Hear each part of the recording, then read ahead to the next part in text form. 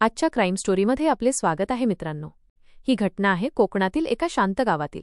पुढे काय घडलं ते बघण्याआधी व्हिडिओला लाईक करा। शिल्पा एक सुंदर मोहक तरुणी, वय 22 वर्ष। लहानपणापासून तिच्या सौंदर्याची गावात चर्चा असायची। तिचा लग्न झाला राकेश सोबत। राकेश शहरात कामाला होता, महिन्यातून एकदाच घरी यायचा।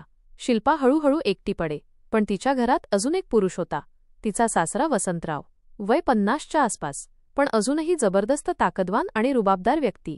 सुरुवातीला सासऱ्याचं वागणं आदराचं वाटायचं, पण एका रात्री सगळं काही उद्ध्वस्त झालं। एक वादळी रात्र, विजांचा कडकडाट। शिल्पा एकटीच खोलीत। राकेश येणार होता, पण अचानक फोन आला, मी येऊ शकत नाही। तिच्या डोळ्यांत निराशा दाटली। तेवढ्यात वसंतरावाने हलकेच खोलीचा दरवाजा उघडला।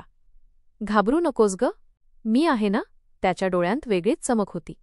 रात्रीचा अंधार, वारा, तिचं एकटेपण, सगळं मिळून एक विचित्र वातावरण तयार झालं।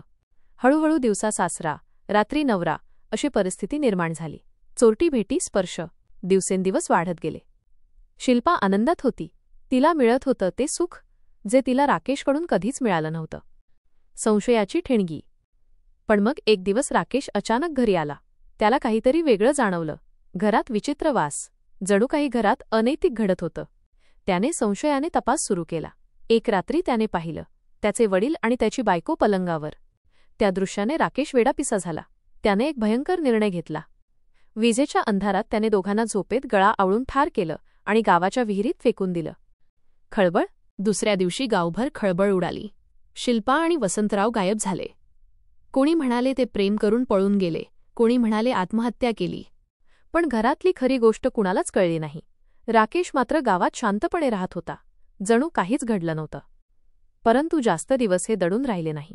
काही दिवसातच हे सर्व लोकांना आणि पोलिसांना समजलं। आता राकेश जेलमध्ये आहे।